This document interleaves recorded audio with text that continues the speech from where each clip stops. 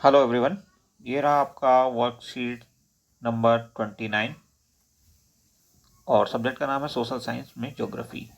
Okay, class 6 और date है 29 जनवरी 2021। Okay, तो शुरू करते हैं। पृथ्वी के प्रमुख परिमंडल, ये है चैप्टर का नाम, या वायुमंडल आप इसको कह सकते हैं। और इसमें हम देखिए, सबसे पहले देखेंगे ये पैराग्राफ। लेकिन इस पैराग्राफ को समझने के लिए इससे पहले हमने ये चित्र देखना पड़ेगा। इस चित्र में क्या दिया है हम समझा देते हैं आपको। इसमें पृथ्वी तल के ऊपर जो वायुमंडल है उसकी विभिन्न परतें दी हैं। ये है पृथ्वी, नीली नीली आपको दिख रही है। यहाँ जल और स्थल दोनों हैं ये, और उसके जस्ट ऊपर है क्षोभ मंडल। उसके बाद वायुमंडल की दूसरी परत जिसको हम कहते हैं समताप मंडल।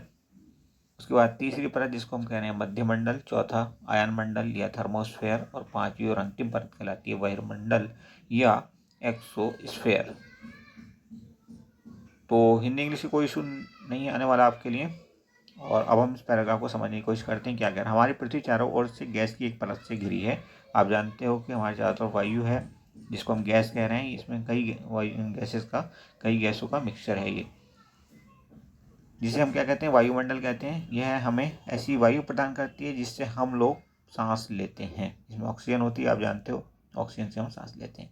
वायुमंडल 1600 किलोमीटर की ऊंचाई तक फैला हुआ है। ज़मीन से 1600 किलोमीटर की ऊंचाई तक ये पाया जाता है। इसे 5 परतों में बांटा जाता है, जिन परतों की अभी हमने बात की है। इन परतों को पृथ्वी सतह से शुरू करते हुए ऐसे ऐसे ऑर्डर में बांटा गया। अभी हमने बात की है इन सबकी। वायुमंडल मुख्यतः ऑक्सीजन एवं नाइट्रोजन का बना है, जो कि साफ एवं शुष्क हवा का 99% है। इसमें दो जो गैसेज हैं वो हैं ऑक्सीजन और नाइट्रोजन, मेन है ये। और 99% वायुमंडल का इन्हीं से बनता है। आयतन के अनुसार नाइट्रोजन 78% है, वो आप जानते ही हो। ऑक्सीजन 21% है। दूसरी गैसेज जो हैं वो कार्बन डाइऑक्साइड जिनमें है, ऑर्गन है, ये कुल मिलाकर के 1% के अंदर अंदर ही है। ऑक्सीजन सांस लेने के लिए आवश्यक है, जबकि नाइट्रोजन प्राणियों की वृद्धि के लिए आवश्यक है। चलिए अब देखते हैं आगे। ये कह रहा है कि जीवमंडल की परिभाषा क्या है, उसके बारे में बता रहा है, तो उसको समझ लेते हैं। तो जीवमंडल क्या है? जीवमंडल स्थल एवं हवा के बीच का एक सीमित भाग है। यहाँ पे आप जल भी लगाने तो ज़्यादा अच्छा है। स्थल, जल एवं हवा के बीच का एक सीमित भाग है जिसमें जीवन पाया जाता है, जीवन मौजूद है, या आप कह सकते हैं कि लाइफ वहाँ पे होती है। और सिर्फ यहीं पे लाइफ होती है, और कहीं दुनिया में अभी तक लाइफ नहीं मिली है। आगे बढ़ते हैं। मनुष्य सहित सभी प्राणी जीवित रहने के लिए एक दूसरे से और वायुमंडल से जुड़े हुए हैं। अब यहाँ पे 4 प्रश्न दिए हुए हैं। इन चारों प्रश्नों को हमने आंसर करना है, तो चलिए 1 बाय 1 इसको आंसर करते हैं। पहला कहता है वायुमंडल में कितने प्रतिशत नाइट्रोजन है, तो आप जानते हैं कितने प्रतिशत है, 78%।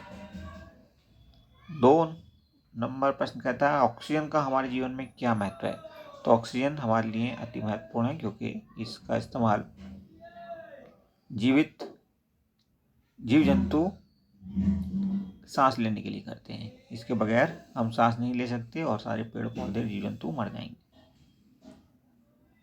प्रश्न संख्या 3 कहता है वायुमंडल के परतों के नाम लिखिए। तो वायुमंडल की परत, आप अगर पृथ्वी की सतह शुरू करेंगे, सबसे पहले क्षोभ मंडल, जिसे हम इंग्लिश में ट्रोपोस्फेयर कहते हैं। समताप मंडल, जिसको हम इंग्लिश में स्ट्रेटोस्फेयर कहेंगे। फिर मध्यमंडल, जिसको हम मेसोस्फेयर कहते हैं। उसके बाद आयन मंडल, जिसको हम थर्मोस्फेयर कहते हैं। और उसके बाद बहिर्मंडल या एक्सोस्फेयर।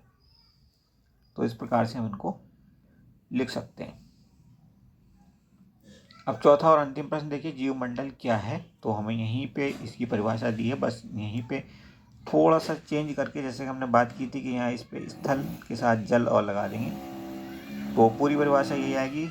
जीवमंडल स्थल एवं हवा के बीच का एक सीमित भाग है। यह वह भाग है जहाँ जीवन मौजूद है। मनुष्य सहित सभी प्राणी जीवित रहने के लिए एक दूसरे से तथा वायुमंडल से जुड़े हुए हैं।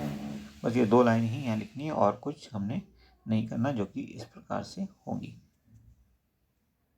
तो ये हो गया आपका वर्कशीट संख्या 29 पूर्ण से। और आशा करते हैं आपको ये अच्छे समझ में आया होगा। अगर किसी को समझ में नहीं आया तो आप वो कमेंट कर सकता है, ताकि हम आपको दूसरे वीडियो में और अच्छे से समझा सकें। Thank you for watching once more.